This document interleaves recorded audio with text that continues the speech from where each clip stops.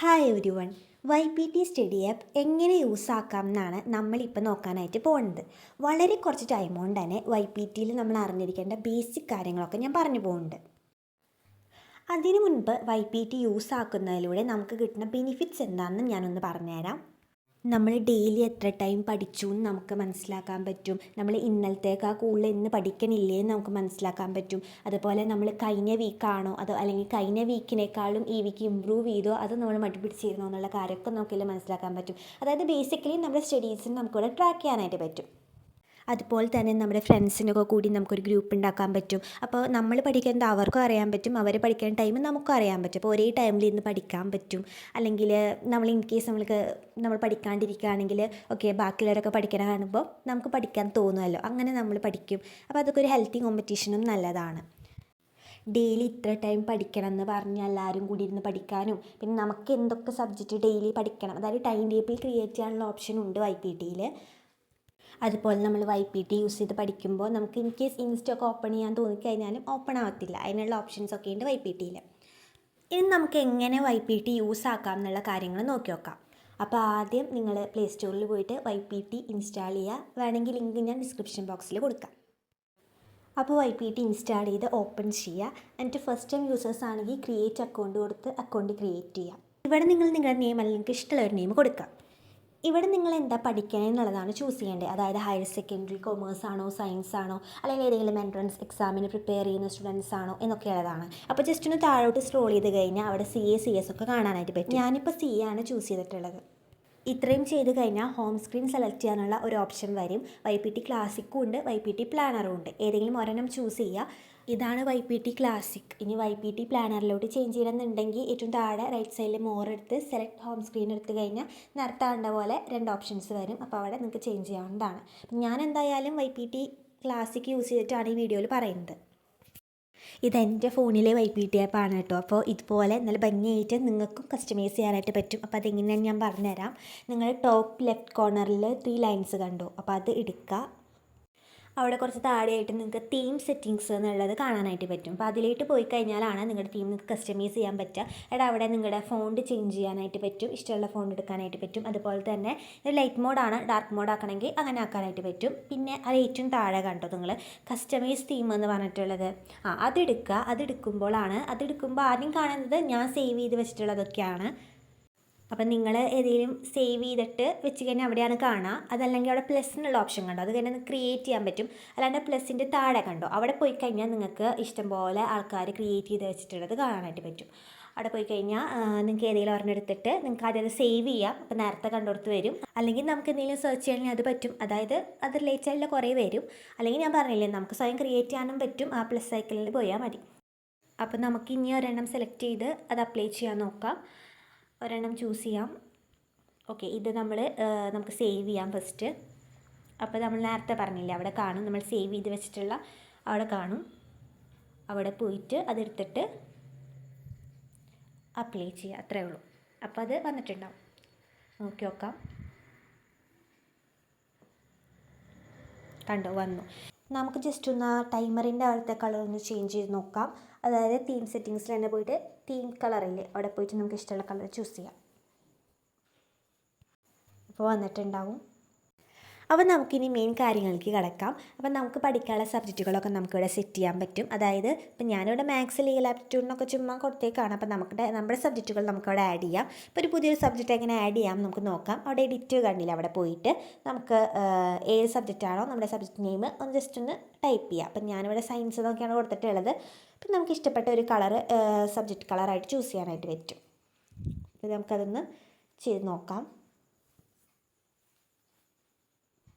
കണ്ടോ അവിടെ വന്നിട്ടുണ്ട്. കണ്ടോ, അപ്പം നമുക്ക് സയൻസ് യെല്ലോ എന്ന് പറഞ്ഞിട്ട് ഇവിടെ വന്നിട്ടുണ്ട്.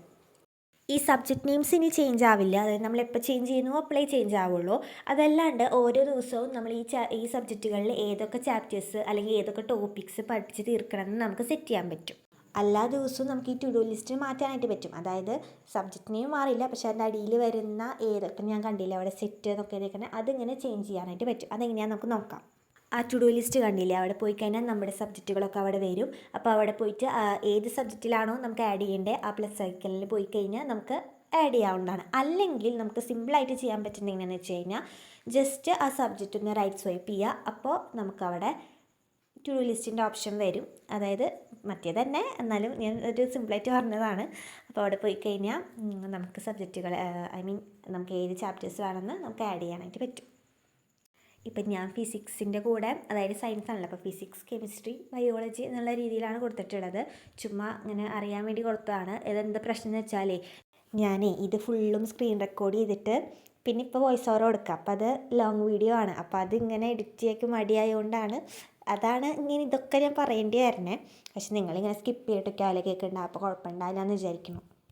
നമ്മളപ്പോൾ പഠിച്ചൊക്കെ കഴിഞ്ഞിട്ട് ആ ദിവസം നൈറ്റ് നമ്മൾ ജസ്റ്റ് ഒന്ന് ഇങ്ങനെ നോക്കുക. അതായത് നമ്മൾ കവർ ചെയ്യാൻ ഉദ്ദേശിച്ച ടോപ്പിക്സൊക്കെ നമ്മൾ പഠിച്ചോ എന്നൊക്കെ ജസ്റ്റ് ഇങ്ങനെ നോക്കുക. എന്നിട്ട് നമുക്കത് മാർക്ക് ചെയ്യാൻ പറ്റും. അതായത് ഇപ്പോൾ ബയോളജി ആണെങ്കിൽ ഇപ്പോൾ നമ്മൾ ബയോ എത്ര പഠിച്ചു, അതായത് നമുക്ക് കാണാൻ പറ്റുന്നുണ്ടല്ലോ. അതായത് ജസ്റ്റ് ബയോയുടെ അവിടെ പോയി കഴിഞ്ഞാൽ ഡൺ, ഹാഫ് ഡൺ, നത്തിങ് എന്നൊക്കെ പറഞ്ഞിട്ട് കാണും. അതായത് ഇപ്പോൾ നമ്മൾ ആ ടോപ്പിക്ക് കംപ്ലീറ്റ് പഠിച്ചെങ്കിൽ ഡണ്ണ് കൊടുക്കുക. അപ്പോൾ ആ ടോപ്പിക്ക് അങ്ങനെ ഇതായിട്ട്, അതായത് ഡൺ എന്ന് പറയുമ്പോൾ സർക്കിൾ വരും, ഹാഫ് ഡൺ ഉണ്ടാവും. അതുപോലെ നമ്മളൊന്നും പഠിക്കാൻ പറ്റിയില്ലെങ്കിൽ ജസ്റ്റ് നത്തിങ് എന്ന് പറഞ്ഞിട്ട് കൊടുക്കാം. ഓക്കെ, അപ്പോൾ ഇതെങ്ങനെ യൂസ്ഫുൾ ആവണമെന്ന് വിചാരിച്ചു കഴിഞ്ഞാൽ, ഇതെൻ്റെ ഒരു ടിപ്പാണ്, ഞാൻ അങ്ങനെ ചെയ്യാറുണ്ട്.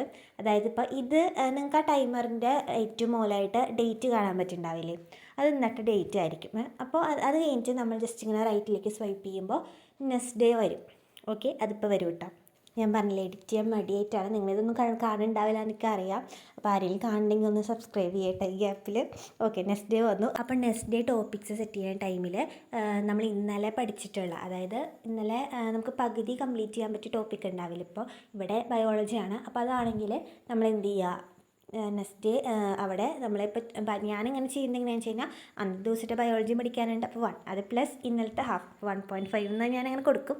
അതുപോലെ ഇപ്പോൾ നമുക്ക് ഇന്നലെ ഒന്നും പഠിക്കാൻ പറ്റാത്തിരുന്ന ആ ടോപ്പിക് ഉണ്ടാവില്ലേ, അതിവിടെ 2 എന്ന് പറഞ്ഞിട്ട് കൊടുക്കുക. അതായത് ഇന്നലത്തെയും പഠിക്കാനുണ്ടെന്നുള്ള രീതിയിൽ ഞാൻ ജസ്റ്റ് കൊടുക്കുന്നതാണ്. ഞാൻ ഇപ്പോൾ കൂട്ടത്തിൽ പറഞ്ഞു എന്ന് മാത്രം. ഓക്കെ, ഇങ്ങനെ ചെയ്യുന്നൊരു ക്ലാരിറ്റിക്ക് വേണ്ടിയിട്ടാണ്. അതായത് അപ്പോൾ ആ ദിവസം വെറുതെ ഇങ്ങനെ ടൈം കളയാണ്ട് ഇത്രയും നമുക്ക് പഠിക്കാനുണ്ട് എന്ന് അറിയാൻ വേണ്ടിയിട്ടാണ്. ഓക്കെ, ഇനി എങ്ങനെ പഠിക്കുക, ഇങ്ങനെ ടൈമർ ഓൺ ആക്കാന്നൊക്കെ ആണെങ്കിൽ ഒന്നുമില്ല. നമുക്ക് ഏത് സബ്ജക്റ്റാണോ പഠിക്കേണ്ടത് ആ സബ്ജക്റ്റിൻ്റെ ആ കളർ ഉണ്ടല്ലോ അവിടെ പോയി കഴിഞ്ഞാൽ, പിന്നെ ശ്രദ്ധിക്കേണ്ട കാര്യം എന്താണെന്ന് വെച്ച് കഴിഞ്ഞാൽ സെയിം ഡേറ്റ്, അതായത് ഇന്നത്തെ ഡേറ്റ് എന്നല്ലേ നോക്കുക.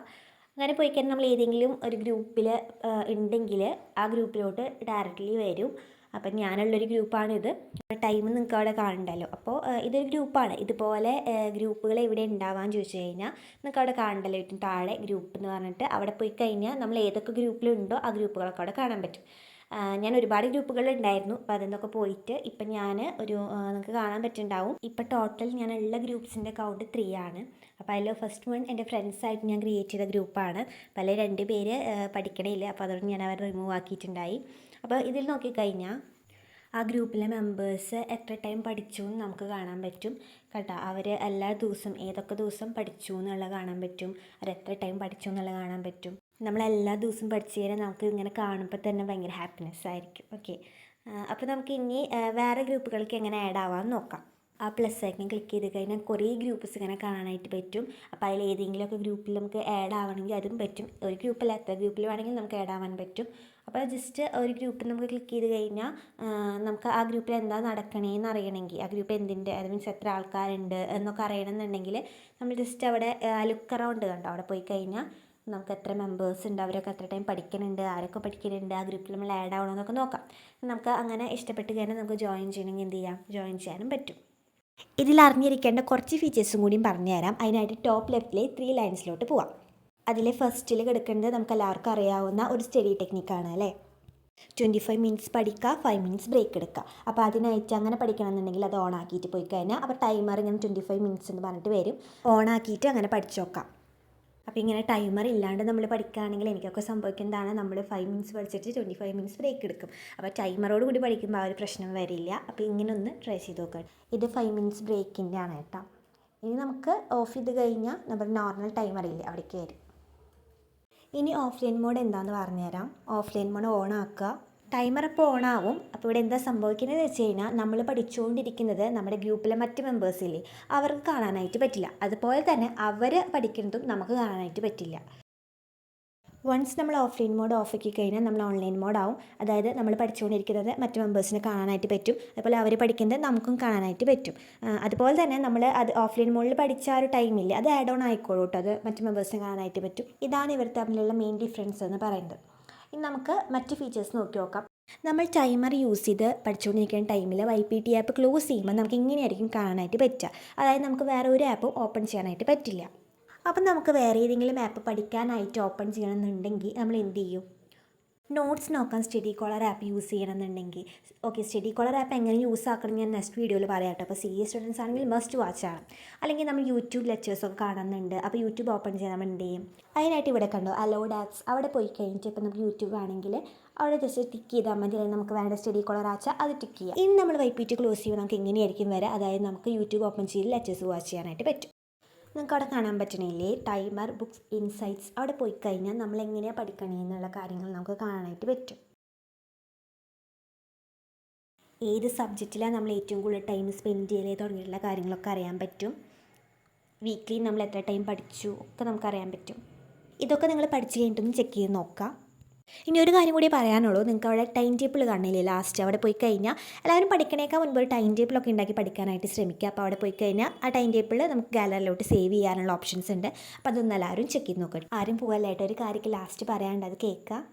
അതിന് മുൻപ് YPT യൂസ് ആക്കേണ്ട കാര്യങ്ങൾ, അതായത് ബേസിക് ആയിട്ട് അറിഞ്ഞിരിക്കേണ്ട കാര്യങ്ങൾ എല്ലാവർക്കും മനസ്സിലായെന്ന് വിചാരിക്കുന്നു. അപ്പോൾ അങ്ങനെ മനസ്സിലായിട്ടുണ്ടെങ്കിൽ എല്ലാവരും ഒന്ന് സബ്സ്ക്രൈബ് ചെയ്യുക, ലൈക്ക് ചെയ്യുക, ഫ്രണ്ട്സിന് ഷെയർ ചെയ്യുക, ഒരുമിച്ച് പഠിക്കാമെന്ന് പറയുക. നമ്മുടെ ചാനലിലെ സെക്കൻഡ് വീഡിയോ ഇതാണ്. കുറച്ച് ലെങ്ത്ത് കൂടിയെന്ന് അറിയാം, പക്ഷെ എല്ലാവർക്കും മനസ്സിലായി എന്നാണ് ഞാൻ വിചാരിക്കുന്നത്. ലാസ്റ്റ് പറയാമെന്ന് പറഞ്ഞ കാര്യം ഇതാണ്, ഞാൻ 2 YPT സ്റ്റഡി ഗ്രൂപ്പ്സ് ഉണ്ടാക്കിയിട്ടുണ്ട്. അപ്പോൾ ആ ഗ്രൂപ്പ്സിൻ്റെ ഡീറ്റെയിൽസ് ഞാൻ നെക്സ്റ്റ് വീഡിയോയിൽ പറഞ്ഞിട്ടുണ്ട്. അപ്പോൾ എല്ലാ CS സ്റ്റുഡൻസും അതൊന്ന് കണ്ടു നോക്കുക, എന്നിട്ട് ആ ഗ്രൂപ്പിൽ ജോയിൻ ചെയ്യുക. ഈ വീഡിയോയിൽ പറഞ്ഞിട്ടുള്ള കാര്യങ്ങൾ മനസ്സിലായിട്ടുണ്ടെങ്കിൽ ഒന്ന് ലൈക്ക് ചെയ്യുക. നിങ്ങളുടെ ബെസ്റ്റ് ഫ്രണ്ട്സിനോട് YPTനെ കുറിച്ചിട്ട് അറിയിക്കാനായിട്ട് ഈ വീഡിയോ അവർക്ക് ഷെയർ ചെയ്ത് കൊടുക്കുക. നമ്മുടെ ചാനൽ യൂസ്ഫുൾ ആയി തോന്നിയിട്ടുണ്ടെങ്കിൽ സബ്സ്ക്രൈബ് ചെയ്യുക. അപ്പോൾ താങ്ക് യു ഫ്രണ്ട്സ്, ബൈ.